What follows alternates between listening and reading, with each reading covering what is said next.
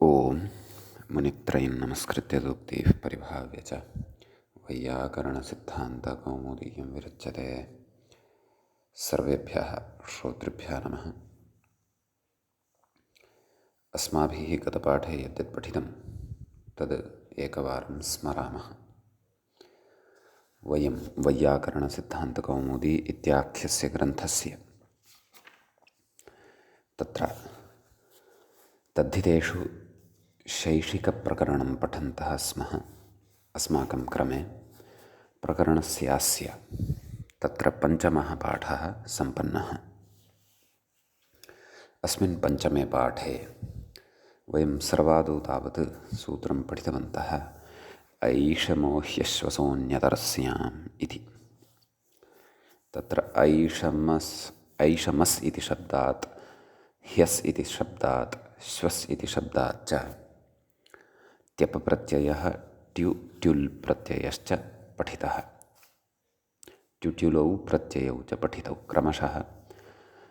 तत्र ऐषमस्त्यम् ऐषमस्तनं, ह्यस्त्यं ह्यस्तनं, श्वस्त्यं श्वस्तनं, अपि च शौवस्तिकं, पक्षे शौवस्तिकम् इति इमानि रूपाणि तत्र साधितानि शैषिके अर्थे। तत्र जातादिः अथवा तत्र भवाद्यर्थेषु तत्र जातादिः अथवा तत्र भवादिः इत्यादिः ये अर्थाः इत्यादयः ये अर्थाः सन्ति शैषिकेषु, येऽपि सम्भाव्यन्ते तेषु अर्थेषु। ततः परं सूत्रं पठितम् अस्माभिः तीररूपोत्तरपदादञ्यौ इति। तीरोत्तरपदात् रूपोत्तरपदात् च क्रमशः यथासङ्ख्यम् अञ् अपि च ञ्य इति प्रत्ययौ भवतः। काकतीरं, पाल्वलतीरं, शैवरूप्यम् इत्यादि पठितम्। तत्र उत्तरपदात् इति यत् पठितं साक्षात् तीररूपान्तात् इति अनुक्त्वा तत्र प्रयोजनम् अस्माभिः दृष्टं। बहुच प्रत्ययपूर्वकात् रूपान्तात् यथा न स्यात् तस्य तु उत्तरपदत्वं न भवति इति कृत्वा बहुरूपशब्दात् न भवति। बहुरूप इत्यत्र बहु इति बहुच प्रत्ययः, तस्य च कश्चन विशिष्टः अर्थः वर्तते। तं विशिष्टम् अर्थं वयम् अग्रे पठिष्यामः। एवञ्च तत्र बाहुरूपम् इति अण एव तत्साधनीयं शैषिके अर्थे। ततः परम् अस्माभिः सूत्रं पठितं दिक्पूर्वपदादसंज्ञायां ञः इति। तच्च सूत्रं तत्र अणः अपवादरूपं सूत्रं भवति। यद्यपि स्वरे एव भेदः, रूपं तु समानमेव भवति। पूर्वस्यां शालायां भवः पौरुशालः इति रूपं साधितम्। असंज्ञायामेव इति कृत्वा तत्र पूर्वैषुकामशमः इत्यत्र तु अणैव भवति। तत्र च उत्तरपदवृद्धिः प्राचाङ्ग्रामनगराणाम् इति पठिष्यमाणेन सूत्रेण भवति इति इदं सूत्रं पठितं। ततः परं मद्रेभ्यो ञ इति सूत्रं पठितं। तत्र दिक्पूर्वपदात् मद्रान्तात् शब्दात्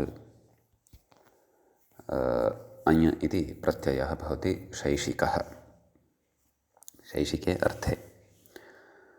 तत्र दिशो मद्राणाम् इति पर्युदासात् उत्तरपदस्य आदिवृद्धिः न भवति, अपि तु पूर्वपदस्यैव आदिवृद्धिः भवति। पौर्वमद्रः आपरमद्रः इति रूपद्वयं सिद्धं भवति। ततः परं सूत्रम् अस्माभिः आरब्धम् उदीच्यग्रामाच्च पह्वचोन्तो दात्तात् इति। अस्य च सूत्रस्य अस्माभिः अर्थः दृष्टः।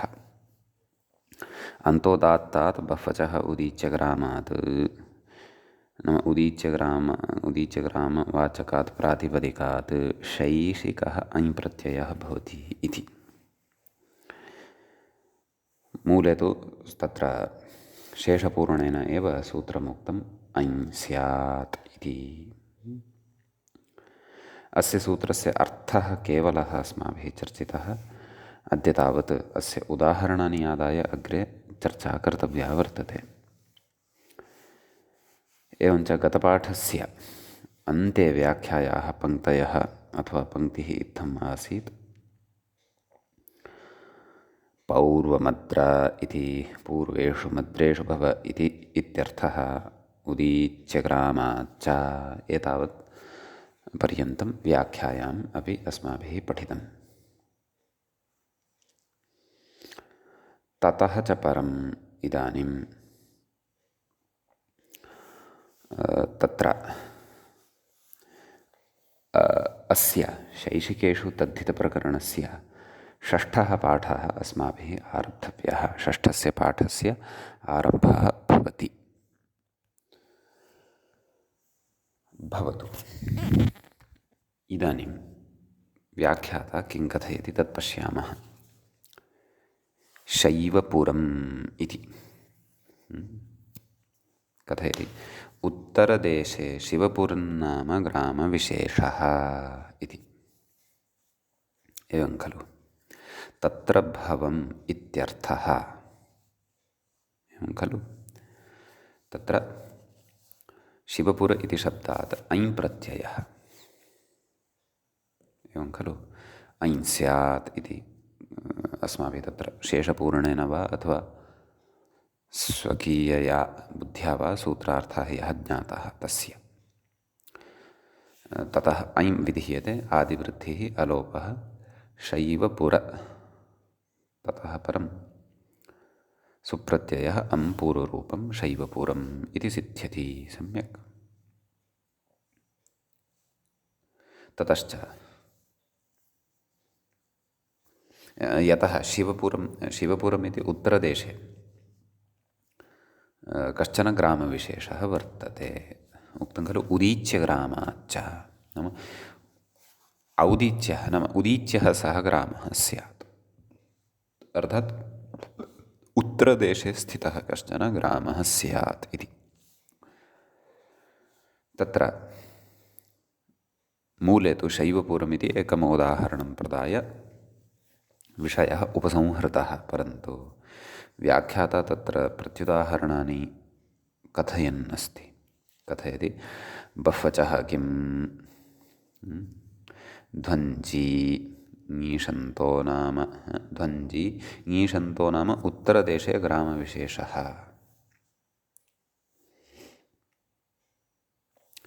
अत्र पाठभेदः अपि दृश्यते। व्याख्यायाः ध्वजी इत्यपि दृश्यते। परन्तु मूले किं दृश्यते ध्वञ्जी इति।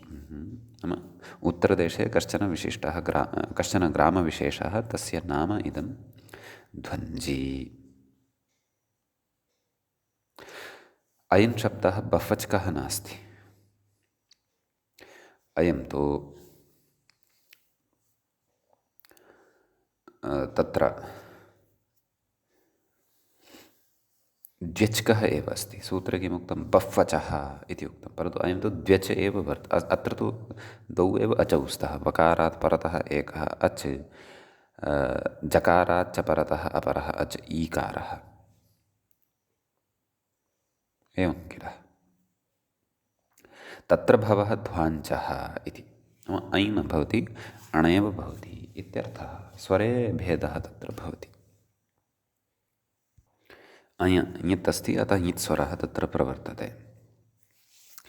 अतः अत्रापि ऐ न स्यात्, अण् स्यात्। ञित् स्वरः अत्र नापेक्षितः, अतः तस्य प्रवृत्तिः न स्यात्। तदर्थं बह्वचः इत्युक्तं सूत्रे इति एकं प्रत्युदाहरणम्।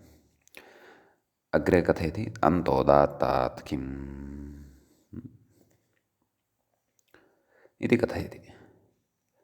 तत्र कथयति शार्करीधानम् इति कथयति। कृदुत्तरपदप्रकृतिस्वरेण लित्स्वरस्य एव अवस्थानात् मध्योदात्तोऽयम् इति। शर्करीधान इत्याख्यः कश्चन ग्रामविशेषः। एवं किल।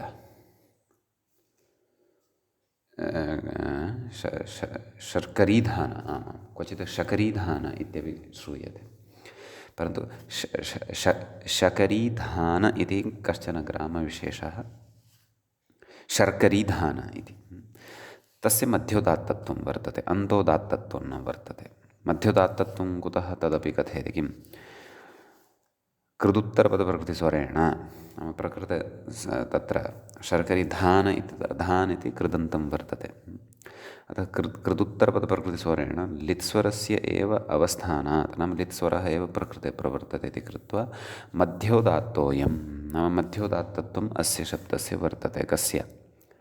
शर्करीधान इत्यस्य। अन्तोदात्तत्वम् इदं नास्ति आहत्य इत्यर्थः। आम्, तत्र कृदुत्तरप्रकृतिस्वरेण लित्स्वरस्य एव अवस्थानं कुतः भवति, तेन मध्योदात्तत्वमेव कथं सम्भवति इति सर्वं वयं स्वरप्रकरणे ज्ञास्यामः। तत्र स्पष्टः भविष्यति विषयः। सद्यः शर्करीधान इति शब्दः मध्योदात्तत्वं भजते, अन्तोदात्तत्वं न भजते इति कारणात् प्रकृते मध्योदात्तात् अस्मात् अणेव भविष्यति, अञ् न भविष्यति, स्वरे भेदः। अतः शर्करीधान अण् कस्मिन् अर्थे? शैशिके अर्थे। आदिवृद्ध्यादिकं विधाय शार्करीधान सु अं पूर्वरूपं शार्करीधानम् इति रूपं तत्र लभ्यते इति अयं विशेषः एतावान् अस्मिन् सूत्रे भवति। उदीच्य ग्रामाच्च बफचोन्तो दात्तात् इत्यत्र। अग्रिमं सूत्रम् इदानीं द्रष्टव्यं वर्तते। अग्रे सूत्रं वर्तते प्रस्थोत्तरपदफलत्यादिकोपधादण् इति। तत्र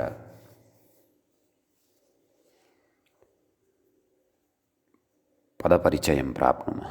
प्रस्थोत्तरपदफलत्यात् पञ्चमी विभक्तेः एकवचनं भवति, अण् प्रथमाविभक्तेः एकवचनं भवति। प्रस्थः उत्तरपदं यस्य तत् प्रस्थोत्तरपदं नाम प्रथमस्य सूत्रे प्रथमं यत् पदम् अस्माभिः पञ्चम्यन्तं पठितं तत्रापि अन्तः यानि पदानि वर्तन्ते तस्मिन् समस्तपदे तेषाम् अपि विभागः अथवा विग्रहः ज्ञेयः यदि सूत्रार्थः सम्यक्तया अवगन्तव्यः तर्हि। एवं किल। तर्हि प्रस्थोत्तरपदं नैव प्रस्थ उत्तरपदं यस्य तत् प्रस्थोत्तरपदम्।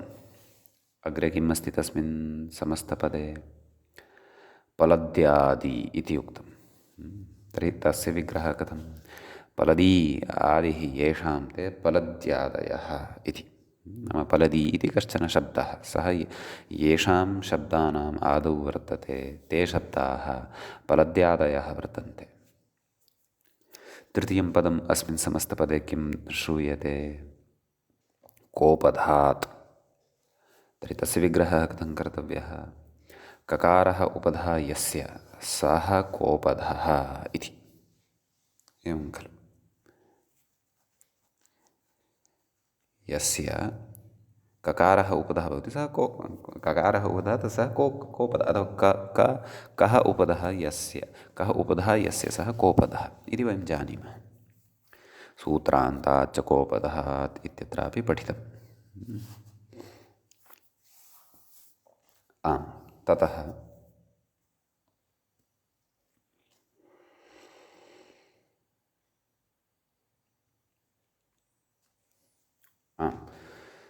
किं किम् अनुवर्तते तद्द्रष्टव्यं खलु। अत्र शेषे तद्धिताः ज्ञाप्रातिपदिकात् प्रत्ययः परश्च इत्येतत् सर्वं प्रकृते अनुवर्तते। ततः सूत्रार्थः व्याख्यात्रा उच्यमानः वर्तते। किं कथयति? प्रस्थोत्तरपदात् पलद्यादिभ्यः कोपधाच्च अण् इत्यर्थः। प्रस्थोत्तरपदात् शब्दात् पलद्यादिगणे पठिताः ये शब्दाः तेभ्यः, कोपधः च यः शब्दः तेभ्यः शैशिकः अण् इति प्रत्ययः भवति। प्रकृते एकः गणः चर्चितः इति कृत्वा अस्मत्परम्परानुसारेण तद् गणसूत्रं वयम् अत्र पश्यामः। तं गणम् अत्र वयं पश्यामः, पठामः। तत्र वर्तते पलदी, परिषत्, रोमक, वाहिक, कलकीट, बहुकीट, जालकीट, कमलकीट, कमलकीकर, कमलभिदा, गौष्ठी, नैकति, परिखा, शूरसेन, कोमति, पटच्चर, उदपान, यकृल्लोम एते तत्र शब्दाः वर्तन्ते पलद्यादिगणे। भवतु नाम ततः अग्रे कथयति व्याख्याता पलदिः आदिः येषाम् इति विग्रहः। क्वचित् पलदी इति नाम तत्र गणे तु पलदी इति ईकारान्तः अपि दृश्यते क्वचित्, परन्तु एतेन ह्रस्व ईकारान्तः स्वीकृतः पलदिः इति। भवतु पाठभेदः भवितुम् अर्हति। कथयति उदीच्यग्रामलक्षणस्य अयोपवादः इति। नाम अत्र इदं तु न शङ्कनीयम्, औत्सर्गिकः अण् प्राप्नोति एव खलु, प्राग्दीव्यतोण् इति उक्तमेव खलु। तर्हि एतेन कुतः अण् इति चेत् उदीच्यग्रामाच्च इत्यनेन अत्र ऐ स्म प्राप्नोति, अर्थात् ऐ प्राप्नोति स्म, तस्य तद्बाधनार्थम् अत्र नाम तत्प्रबाध्य प्रकृते अण् भवतु एतदर्थम् अत्र एतेन सूत्रेण अण् उक्तः, स च अपवादः सम्पद्यते। ततः अधुना प्रस्थोत्तरपदस्य उदाहरणं प्रयच्छति। प्रस्थोत्तरपदम् उदाहरति। किं? माहिकी प्रस्थ इति मूले उक्तं खलु उदाहरणं। कथयति माहिकी प्रस्थ नाम्नि ग्रामे भव इत्यर्थः। कश्चन ग्रामः, तस्य ग्रामस्य नाम माहिकी प्रस्थः इति, यथा इन्द्रप्रस्थः इति श्रूयते खलु प्रसिद्धं, तद्वत् अयमपि कश्चन ग्रामः। तस्मिन् यः भवः सः माहिकी प्रस्थः अण् भवति, पर्जन्यवल्लक्षणप्रवृत्त्या आदिवृद्धिः, अलोपः माहिकी प्रस्थ अमाहिकी प्रस्थ सुप्रत्ययः सस्य ऋत्वविसर्गे सति माहिकी प्रस्थः इति रूपं सिद्धं भवति। अग्रे पालदः इति तत्र पलद्यादिगणे पठितत्वात्, अतः अग्रे कथयति पलदिनाम्नि ग्रामे भवः इत्यर्थः। सम्यक्। तत्र अन्येपि तत्र ग्रामवाचकः शब्दाः भवितुम् अर्हन्ति पलद्यादिगणे, तेभ्यः अपि तत्र भवः, तत्र जातः इत्यादि शैशिकार्थेषु तत्र अस्माभिः अणप्रत्ययः विधातव्यः। अतः परदिनाम्नि ग्रामे भवः पालदः इति। अस्तु। ततः इदानीं तत्र कोपधात् अणः उदाहरणं कथयति। नैलीनकः इति कथयति। तत्र व्याख्यातः कथयति निलीनक नाम्नि ग्रामे भवः इत्यर्थः। पश्यन्तु, कोपधः एषः ग्रामवाचकः शब्दः अस्ति, अन्ते अकारः वर्तते, ततः च पूर्वं ककारः तत्र वर्तते, अतः निलीनक इत्यस्मात् तत्र भवः इत्यादि शैशिके अर्थे अणिसति। तत्र निलीनक अण् आदिवृद्धिः, नैलीनक नैलीनक सुप्रत्ययः सस्य ऋत्वविसर्गे सति नैलीनकः इति प्रयोगः सिद्धः भवति। एवञ्च एतावान् विशेषः एतत् सूत्रगतः भवति इदानीं वयम् अग्रिमं सूत्रं पठामः। अग्रिमं सूत्रम् अस्ति कण्वादिभ्यो गोत्रे इति। द्वे पदे सूत्रे स्तः कण्वादिभ्यः पञ्चमी विभक्तेः बहुवचनं भवति। गोत्रे गोत्रे इति तत्र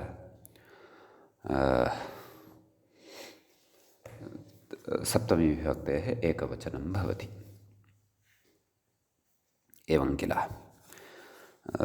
कण्वः आदौ येषां ते कण्वादयः एवं खलु तेभ्यः कण्वादिभ्यः इति पञ्चमी विभक्तेः एकवचनस्य अस्य पदस्य विग्रहो भवति। गोत्रे सप्तम्यन्तं वर्तते। किं किम् अनुवर्तते इति चेत् अण कुतः प्रस्थोत्तरपलदपलद्यादि किं कथं प्रस्थोत्तरपदपलद्यादिकोपतः दणः क्षन्तव्यः। तस्मात् अण अनुवर्तते। अण ततः शेषे तद्धिताः ज्ञाप्रातिपदिकात् प्रत्ययः परश्च समर्थानां प्रथमाद्वा इति सर्वं लभ्यते। भवतु सूत्रार्थः सरलः। कण्वादिगणे पठितेभ्यः शब्देभ्यः अणप्रत्ययः भवति। अतः एव मूले किमुक्तम् एभ्यः गोत्रप्रत्ययान्तेभ्यः अण स्यात् इति। कण्वादिगणे ये शब्दाः पठिताः ते एकवारम् अस्माभिः द्रष्टव्याः के सन्ति इति। समीचीनं पठामि वयं शृणुमः अथवा मनसि अथवा वाचि अनुवदामः। वाचा कण्व शकल गोकक्ष अगस्त्य कण्डिनी यज्ञवल्क पर्णवल्क अभयजात विरोहित वृषगण रहूगण षण्डिल वर्णक चणक चुलुक मुद्गल मुसल जमदग्नि पराशर जतुकर्ण जातुकर्ण महित मन्त्रित अश्मरथ शर्कराक्ष पूतिमाष स्थूर अदरक अररक अदरक इत्यपि अस्ति। हिन्द्याम् अपि अदरक इति शब्दः परन्तु भिन्नार्थे स्यात्। अत्र तु भिन्नः अर्थः स्यात्। अस्तु एकाल पिङ्गल कृष्ण गोलन्द उलूक तितिक्ष भिषज भिषज भिष्णज भडित भण्डित दल्भ चेकित चिकित्सित देवहू इन्द्रहू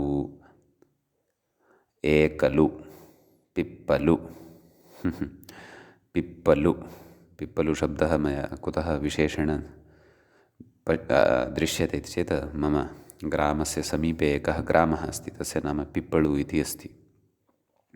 अस्तु भवतु नाम अग्रे बृहदग्नि सुलोहिन्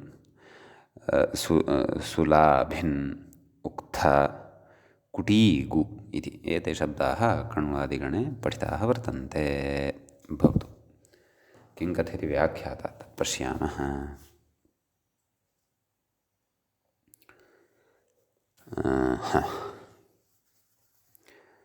काण्वस्येति अग्रे कथयति उदाहरति साक्षात् किं कथयति कण्वस्य गोत्रापत्यं काण्व्यः एवं खलु। गर्गादियञ् गर्गादिगणे अपि कण्वशब्दः पठितः तस्मात् प्रकृते काण्व्यः इति साध्यते। अग्रे उच्यते काण्व्यस्य छात्राः इत्यर्थे अनेन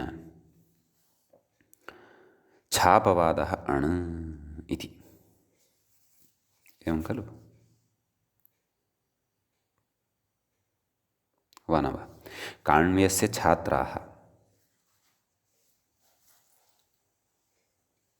अयं शैषिकः अर्थः इतः पूर्वं न पठितः।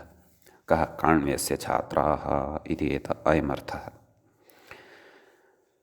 अनेन सूत्रेण केन कण्वादिभ्योऽण् एवं खलु नैव कण्वादिभ्यो गोत्रे अनेन सूत्रेण तत्र यद्यपि छप्रत्ययः काण्व्य इत्यस्मात् प्राप्तः कुतः वृद्धसंज्ञकः अस्ति सः वृद्धिर्यस्याचामादिस्तद्वृद्धं वृद्धसंज्ञकः अस्ति कृत्वा छस्य अपवादः अण प्राप्यमाणः आसीत् एवं खलु परन्तु अण एव क्षन्तव्यः छप्रत्ययः प्राप्यमाणः आसीत् छापवादः अण विधीयते अस्तु काण्व्य अण ततः कथयति यस्येति च इति इकारलोपः सम्यक् काण्व्य पर्जन्यवल्लक्षणप्रवृत्त्या आदिवृद्धिस्तु भवत्येव आपत्यस्य च तद्धितेनाति इति यकारलोपः काण्व काण्वा बहुवचने काण्वाः इति रूपम् तदेव उपरि मूलेपि उक्तवान् कण्वो गर्गादिः इति काण्व्यस्य छात्राः काण्वाः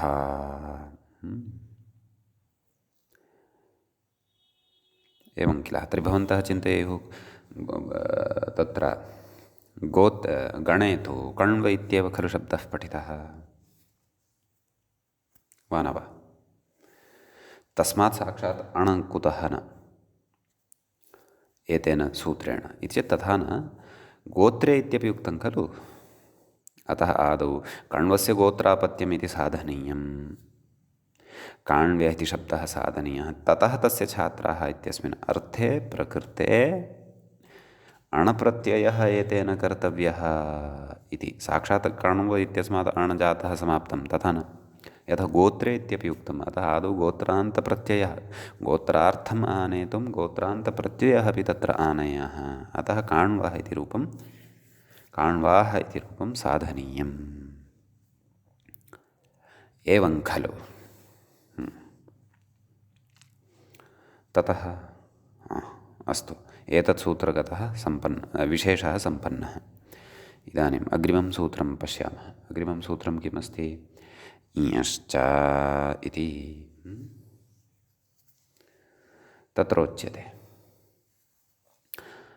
प्रथमं पदं तत्र वर्तते किम् इयः पञ्चमी विभक्तेः एकवचनं भवति च इति अव्ययपदं भवति साक्षात् अग्रिममेव सूत्रं भवति कण्वादिभ्यो गोत्रे इत्यस्मात् इति वयं जानीमः कण्वादिभ्यो गोत्रे इत्यस्मात् गोत्रे इति अनुवर्तते तत्र प्रस्थोत्तरपदपलद्यादिकोपदः अदण् इत्यस्मात् सूत्रात् अण इत्यनुवर्तते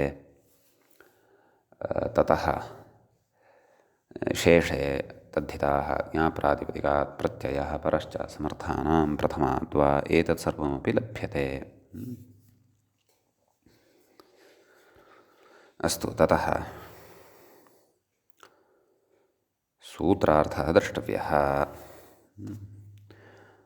मूले तु उक्तः सूत्रार्थः मूले एव उक्तः पश्यन्तु गोत्रे यः इञ् नाम गोत्रप्रत्ययः यः इञ् तदन्तात् अण स्यात् इञ् इति पठितं खलु अतः इञ् इति प्रत्ययग्रहणे तदन्ताः ग्राह्यः अतः अयमर्थः लभ्यते गोत्रे यः इञ् तदन्तात् अण स्यात् इति समीचीनम् किमुच्यते उदाह्रियते किं दाक्षाः इति न तु द्राक्षः द्राक्षा इत्यस्य भिन्नः अर्थः दाक्षाः इति कथं विग्रहः इति चेत् दक्षस्य गोत्रापत्यं दाक्षिः इति तत्र दाक्षी इत्यस्मात् शब्दात् दाक्षी इति कथं सिद्धं दक्ष इति शब्दात् गोत्रापत्यार्थे इञ प्रत्ययः खलु कृतः पूर्वं साधितः अस्ति अयं रूपः अयं प्रयोगः अत इञ इत्यत्र अतः दाक्षिः इति सिद्ध्यति वा न वा कथयति दाक्षेः छात्राः इति विग्रहः दाक्षेः छात्राः इत्यस्मिन् अर्थे दाक्षी इत्यस्मात् शब्दात् इञश्च इत्यनेन सूत्रेण अण अतः दाक्षी अण दाक्ष आदिवृद्धिः पर्जन्यवल्लक्षणप्रवृत्त्या इकारलोपः यस्य चेत्यनेन दाक्ष दाक्ष बहुवचने जसि सति दाक्षाः इति रूपं सिद्ध्यति। सम्यक्। तत्र वृत्तिकारेण दाक्षाः प्लाक्षाः माहकाः इत्यादीनि अन्यानि अपि उदाहरणानि तत्र स्वीकृतानि वर्तन्ते। भवतु। अग्रिमं सूत्रम् अधुना पश्यामः। सूत्रं वर्तते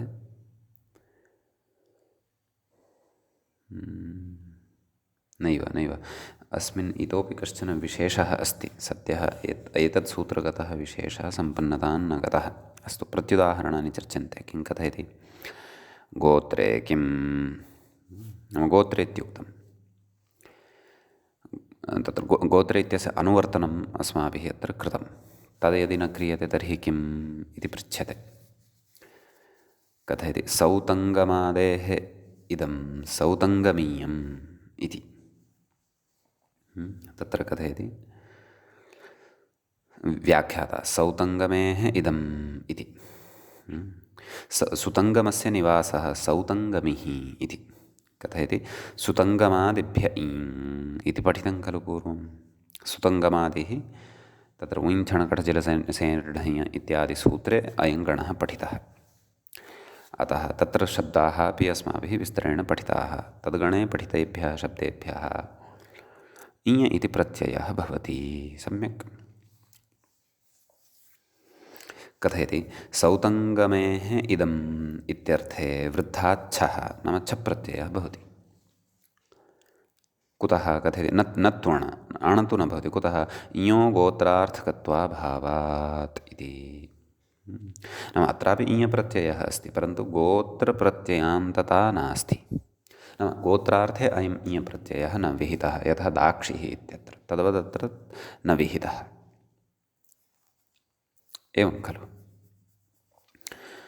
तर्हि किं कर्तव्यं? तर्हि अत्र अणा न भूयते, अत्र छेन एव भूयते। नाम छ प्रत्ययः एव अत्र भवति इति। अत्रापि अण यथा न स्यात् तदर्थं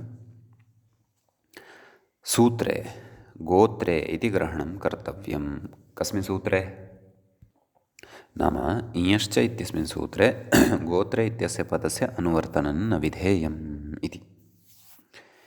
समीचीनम्। अग्रे कथयति व्याख्याता किं? गोत्रमिह शास्त्रीयमिति मूले उक्तं पश्यन्तु। गोत्रमिह शास्त्रीयं न तु लौकिकम् इति।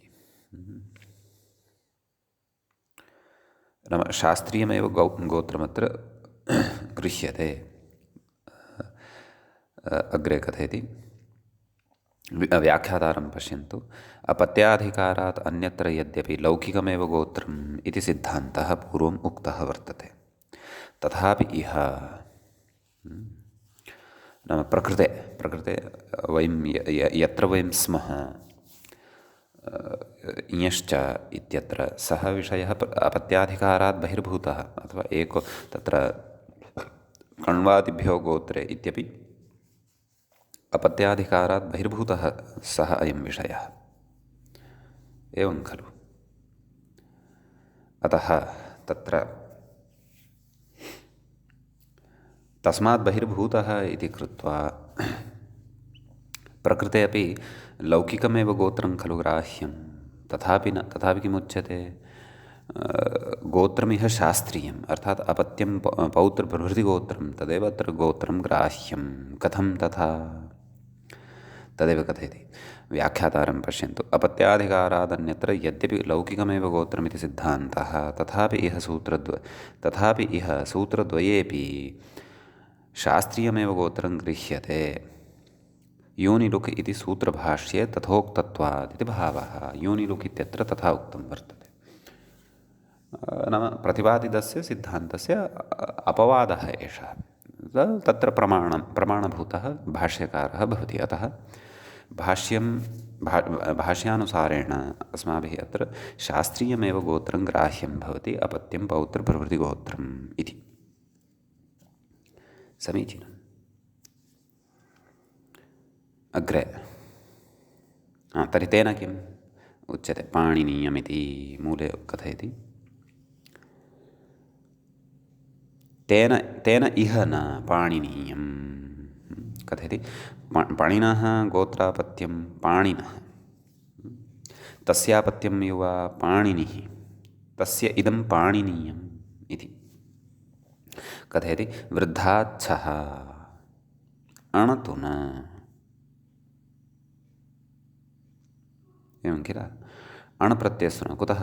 पाणिनिशब्दस्य युवप्रत्ययान्तत्वादिति भावः इति। पाणिनिशब्दः यः अस्ति सः युवप्रत्ययान्तः वर्तते, न तु गोत्रप्रत्ययान्तः वर्तते इति। एवं किल। यदि लौकिकम् एव गोत्रं यदि गृहीतं तर्हि तत्र युवसंज्ञार्थे विहितः प्रत्ययः वा, गोत्रापत्यार्थे विहितः प्रत्ययः वा, अनन्तरापत्यार्थे विहितः प्रत्ययः वा, सः सर्वोऽपि गोत्रसंज्ञकः सम्पद्यते। यदि लौकिकम् अत्र गृह्णीयाम, एवं खलु। अतः प्रकृते शास्त्रीयं गोत्रं वर्तते। शास्त्रीयं गोत्रं यदि गृह्णीमः तर्हि तु पाणिनिशब्दः यः अस्ति सः गोत्रप्रत्ययान्तः न, सः तु युवप्रत्ययान्तः वर्तते। अतः पाणिनि यद्यपि इञन्तः तथापि तत्र अण न भवति, एवं खलु। तस्येदमिति शैशिकः एव खलु अर्थः। अण न भवति, अपि तु वृद्धसंज्ञत्वात् छप्रत्ययः एव भवति। अतः विशिष्टः एषः विचारः अत्र अस्ति।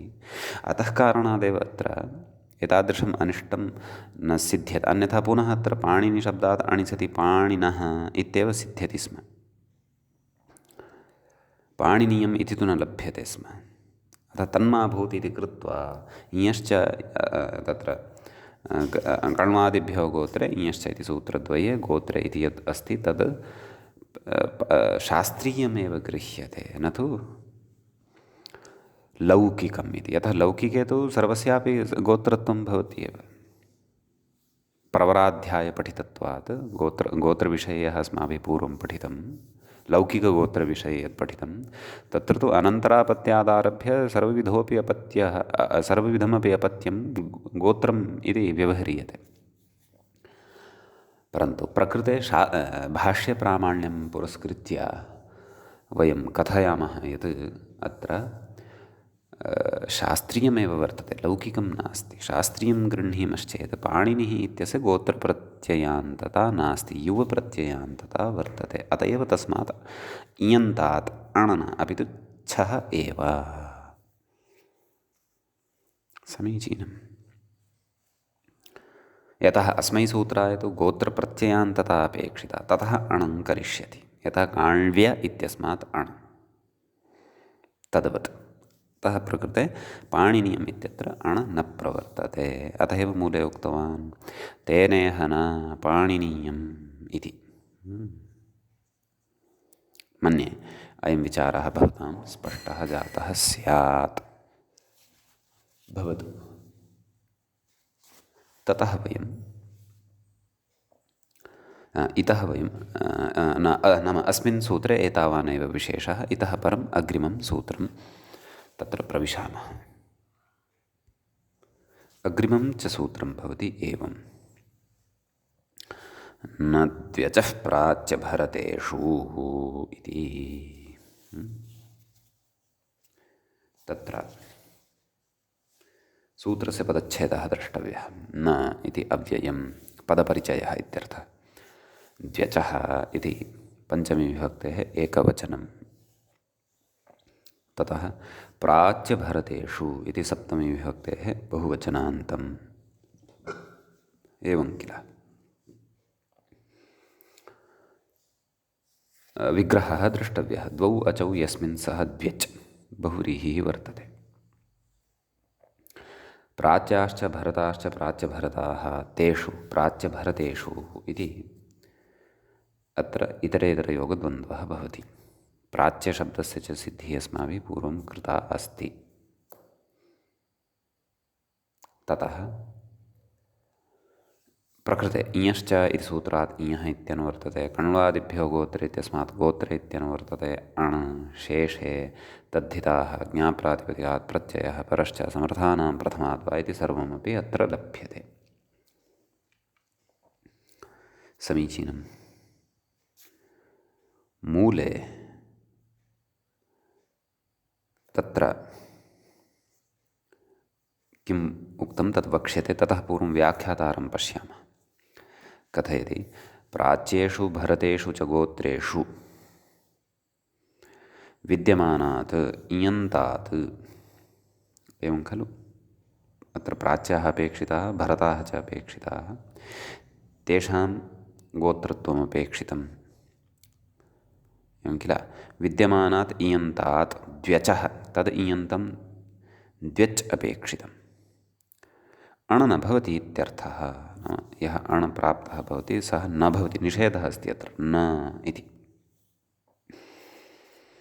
कथयति इयश्च इत्यणोपवादः, प्रतिषेधः इत्यर्थः। मूले उक्तं खलु तत्र इयश्च इति अणः अयम् अपवादः, नाम तस्य प्रतिषेधः एतेन क्रियते, निषेधः अनेन क्रियते इत्यर्थः। सम्यक् कथयति। उदाहरति किं, प्रौष्ठीयाः इति, एवं खलु। तत्र अयं प्रयोगः कः, प्रौष्ठीयाः इति प्राच्यगोत्रान्तस्य उदाहरणम्। अतः प्राच्यभरतेषु विषयद्वयमेव खलु उक्तम्। अतः आम्, अग्रे तर्हि किं कथयति, रूपसिद्धिं करोति। व्याख्यातारं पश्यन्तु। प्रौष्ठस्य गोत्रापत्यं प्रौष्ठिः, एवं खलु। प्रौष्ठः कश्चन, तस्य गोत्रापत्यं प्रौष्ठिः भवति। तत्र प्रौष्ठिः कथं, प्रोष्ठ इति शब्दात् अतञ् इत्यनेन सूत्रेण इञ प्रत्ययः पर्जन्यवल्लक्षणप्रत्यय आदिवृद्धिः अकारलोपः प्रौष्ठिः इति सिद्ध्यति।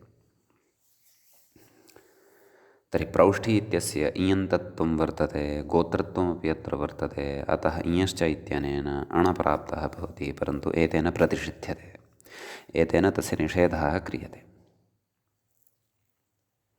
अतः प्रकृते वृद्धाच्छः इत्यस्मात् छ प्रत्ययः एव भवति।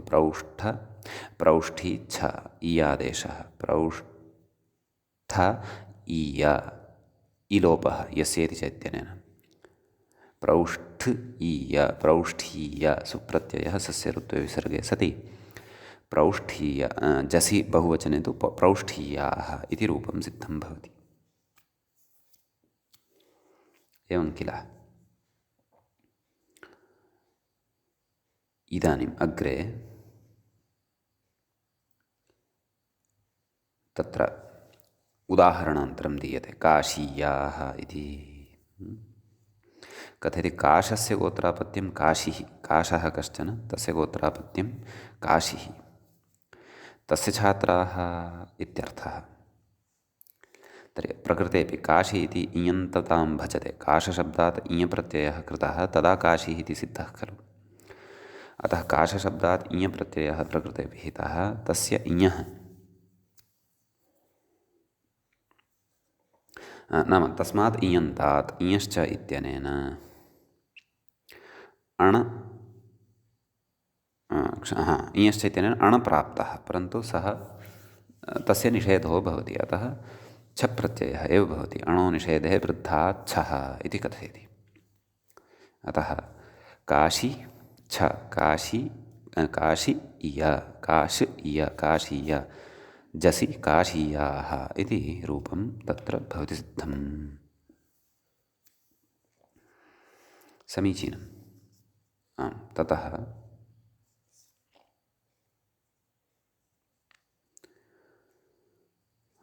अग्रे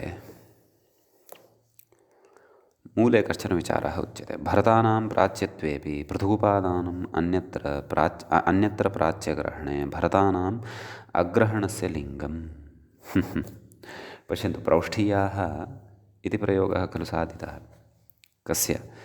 कस्मिन् अर्थे? नाम प्राच्यगोत्रान्तात् अण न भवतु, छ प्रत्ययः एव भवतु। अपरः विषयः किमुक्तं? भरतगोत्रान्तात् अण न भवतु, छ प्रत्ययः एव भवतु इति खलु उक्तम्। तत्र प्राच्यगोत्रान्तात् अण न भवतु इत्यस्य उदाहरणं किं दत्तं? प्रौष्ठीयाः। भरतगोत्रान्तात् अण न भवतु इत्यस्य उदाहरणं किं दत्तं? काशीयाः। यत् प्रौष्ठः कश्चन यः प्राच्यां भवः, काशः कश्चन यः भरतेषु भवः, अतः इदम् उदाहरणं दत्तं। तत्र उच्यते, भोः भरताः ये सन्ति तेषां प्राच्यत्वम् अस्ति एव खलु, वा न वा? ये प्राच्याः सन्ति ते भरताः सन्ति, ये भरताः सन्ति ते प्राच्याः सन्ति, वा न वा? तदेव तर्हि तदेव कथयति, कुतः एवं रीत्या भरतानां प्राच्यत्वेपि, नाम भरताः प्राच्याः अपि सन्ति इति कृत्वा पृथक् उपादानं, नाम भरतानां पृथक् प्रकृते यद् उपादानं कृतं वर्तते, पृथक्तया ग्रहणं यत् सूत्रे कृतं वर्तते, तद् किमपि ज्ञापयति, तद् विचिन्त्य एव कृतं वर्तते। कुतः, किं ज्ञापयति इति चेत् कथयति, अन्यत्र प्राच्यग्रहणे, नाम एतत् सूत्रात् भिन्नस्थले यत्र प्राच्यग्रहणं कृतं वर्तते, अन्यत्र प्राच्यग्रहणे भरतानाम् अग्रहणस्य लिङ्गं, तत्र भरतानां ग्रहणं न भवति, प्रकृते एव भरतानां ग्रहणं भवतु। अतः विशेषेण भरतानां प्राच्यत्वे सत्यपि भरतग्रहणं प्रकृते कृतम्। अन्यत्र प्राच्यग्रहणं यदि करिष्यते तर्हि तत्र भरतानां ग्रहणं न भविष्यति, भरतान् अतिरिच्य एव प्राच्यग्रहणं भविष्यति इत्यर्थः। एवं खलु? तर्हि तेन किम्? अन्यत्र यदि प्राच्यग्रहणे भरतानाम् अग्रहणं नाम ग्रहणं न स्यात् तर्हि तेन किं साधनीयं? तत्र व्याख्याता कथयति, मूलेनोक्तं व्याख्यात्रा उच्यमानम् अस्ति। किं कथयति? तेन औद्दालकिः पिता औद्दालकायनः पुत्रः इत्यत्र इयः प्राचाम् इति भरतेभ्यः लुक् न भवति इति। भरतेषु कश्चन सञ्जातः, कः? उद्दालकः, एवं खलु? उद्दालकस्य गोत्रापत्यम् औद्दालकिः, उद्दालक इत्यस्मात् शब्दात् इञ प्रत्ययः, आदिवृद्धिः, औद्दालक इ, लकारोत्तरवर्तिनः अकारस्य लोपः, औद्दालक इ, औद्दालकि, सुप्रत्ययः सस्य रुत्वे विसर्गे सति औद्दालकिः इति भवति, तत्र प्रयोगः सिद्धः। एवं खलु? तर्हि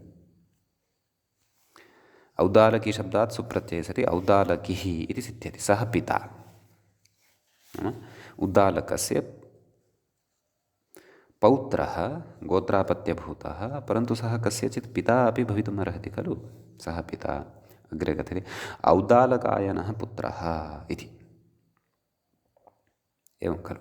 तर्हि तत्र ञञोश्च इत्यनेन युवापत्यार्थे फक् इति प्रत्ययः भवति। कस्मात्? औद्दालकी इति शब्दात्, औद्दालकी इति इयन्तः, अतः औद्दालकी फक्, औद्दालकी आयन इ, औद्दालकी आयनी, नैव इ नास्ति, फक् फ एव अस्ति, अतः औद्दालकी आयन, भत्वात् इकारलोपः, औद्दालक आयन, औद्दालकायन, सुप्रत्ययः सस्य रुत्वे विसर्गे सति औद्दालकायनः इति रूपं सिद्धं भवति।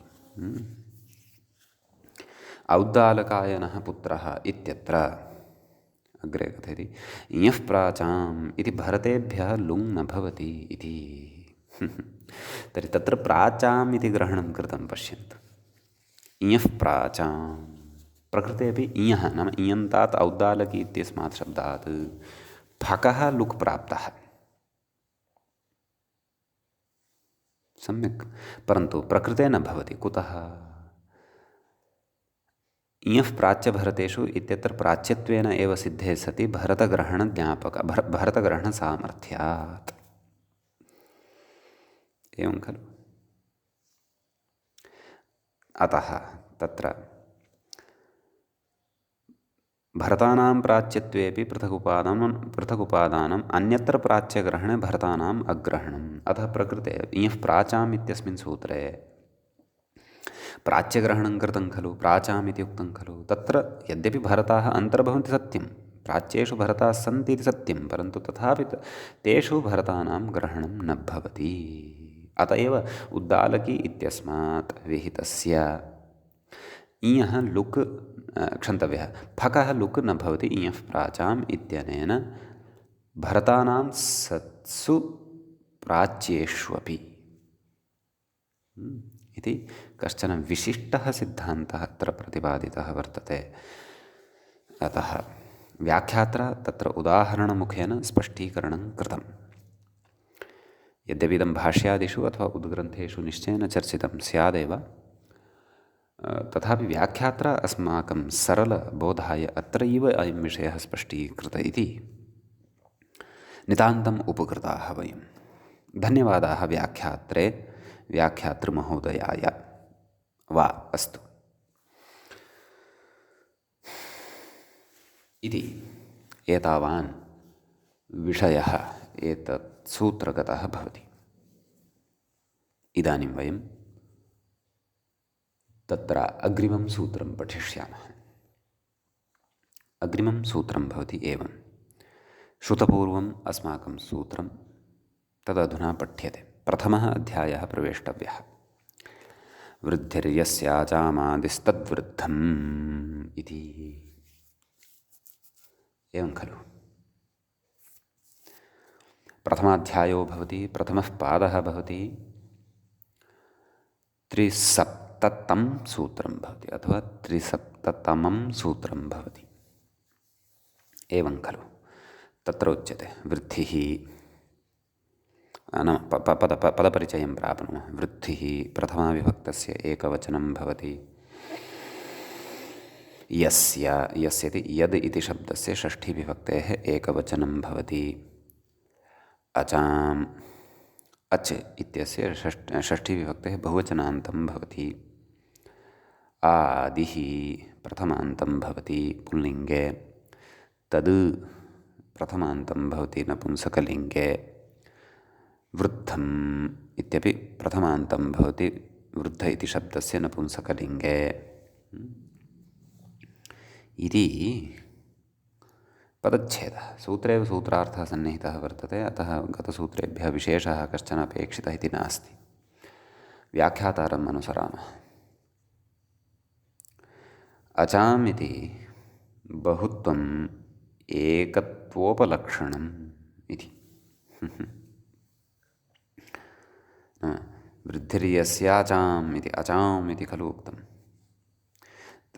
तत्र यद् बहुत्वम् उक्तं, बहुत्वम् अनेकत्वोपलक्षणं, नाम तेन तत्र अनेकत्वं ज्ञाप्यते। अनेकत्वस्य उपलक्षणं तद् भवति। अनेकत्वस्य ज्ञापकम् अनेकत्वस्य च साधकम् अचाम् इति इत्यत्र बहुवचनं भवति इति।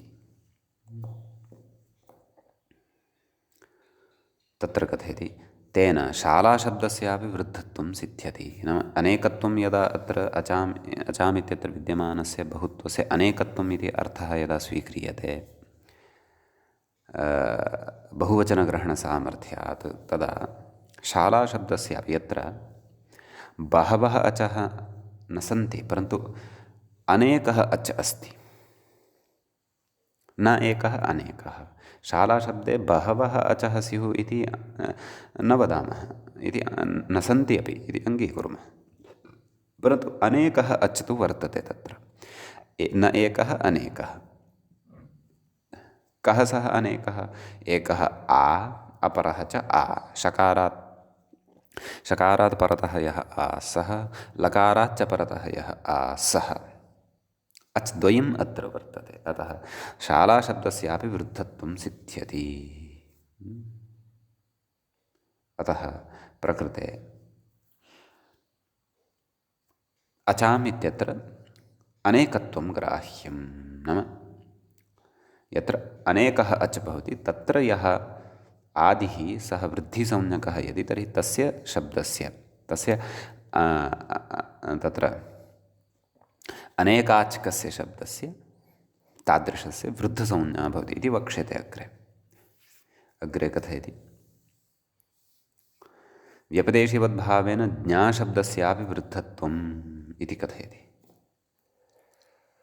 ज्ञा इति शब्दः वर्तते, तस्मात् कृतप्रत्ययः क्रियते अथवा कश्चन तदेव कृतप्रत्ययम् आदाय तस्य लोपादिकं कृत्वा ज्ञा इति शब्दः साध्यते।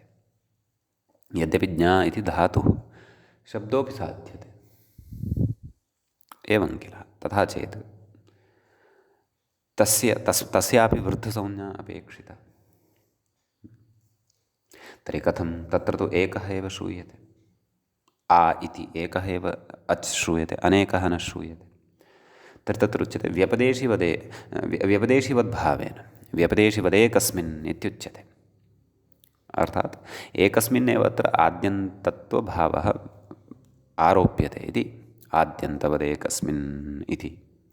अयमेव आदिः, अयमेव मध्यस्थः, अयमेव च अन्त्यः, एवं कृत्वा व्यपदेशिवद्भावेन प्रकृते सति नाम एकस्य अपि स्वरस्य अनेकस्वरत्वं कल्प्यते। अतः अस्यापि तत्र वृद्धसंज्ञा भवति इति व्याख्यात्रा स्पष्टीक्रियते। अस्तु, सूत्रस्य अर्थः मूले उक्तः अस्ति, तत् पश्यामः। यस्य समुदायस्य अचां मध्ये, एवं खलु, अचाम् इत्यत्र निर्धारणषष्ठी वर्तते, अतः अचां मध्ये इति अर्थः आयाति।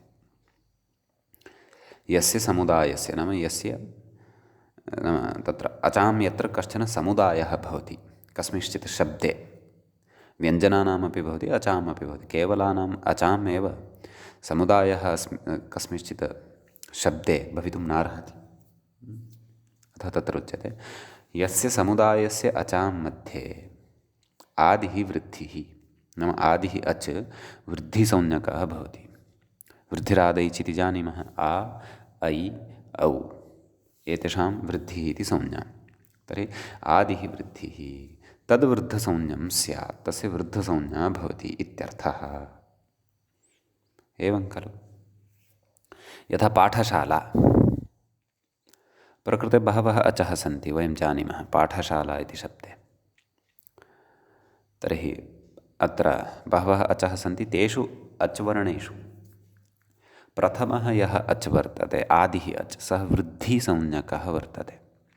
कुतः? आ इति अस्ति सः, वृद्धिरादैच् इत्यनेन तस्य वृद्धिसंज्ञा सिद्ध्यति, नाम वृद्धिवर्णः सः।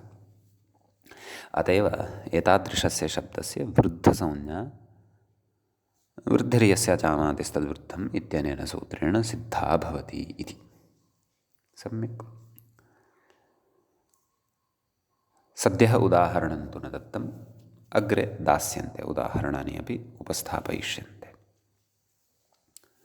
सद्यः वृद्धसंज्ञा केषां केषां भवति इत्येव तत्र उच्यमानं वर्तते। वृद्धसंज्ञाविधायकं तत्रैव प्रथमाध्यायस्य प्रथमपादस्य अन्ते, नाम यत् सूत्रं पठितं तत् सूत्रसमनन्तरम् इतोपि एकं सूत्रं भवति, त्यदादीनि च इति। तत्र कथयति त्यदादीनि, त्यद आदौ येषां शब्दस्वरूपाणां तानि शब्दस्वरूपाणि त्यदादीनि, प्रथमाविभक्तेः एकवचनं भवति। च इति अव्ययपदं भवति। गतसूत्रात् वृद्धम् इति अनुवर्तते। कथयति वृद्धसंज्ञानि स्युः, त्यदादिगणः च क्व भवति इति अस्माभिः पठितं वर्तते। वयं जानीमः यत् सर्वादिगणे एव अन्तर्गणः भवति त्यदादिगणः। त्यद् तद् इत्यादयः शब्दाः तत्र सन्ति। द्विपर्यन्तानामे वेष्टिः इत्यपि तत्सन्दर्भे अस्माभिः शब्दाधिकारप्रकरणे पठितं वर्तते। सम्यक्। अतः कथयति व्याख्याता, शेषपूर्णेन सूत्रं व्याचष्टे किं वृद्धसंज्ञानि स्युः इति कथयति। आदेः अचः वृद्धसंज्ञकत्वाभावात् आरम्भः, नाम त्यदादिगणे ये शब्दाः पठिताः वर्तन्ते, त्यद् तद् इत्यादयः, तेषु आदिः अच् वृद्धिसंज्ञकः नास्ति। वृद्धिसंज्ञकः नास्ति, अतः कृत्वा एव तत्र वृद्धसंज्ञा अपि अत्र न प्राप्नोति। न प्राप्नोति इति कृत्वा प्रकृते त्यदादीनि च इति सूत्रम् आरभ्यते। एतदुक्तवान् खलु, आदेः अचः वृद्धसंज्ञकः, तत्र प्रायः परिष्कारः कर्तव्यः इति मम भाति व्याख्यायाम्। आदेः अचः वृद्धिसंज्ञकत्वाभावात् इति कथनीयम्। अन्यथा विसङ्गतिः भवति इति तत्र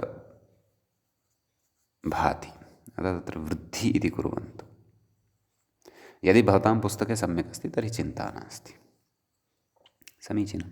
अतः त्यदादिगणपठितानां शब्दानामपि तत्र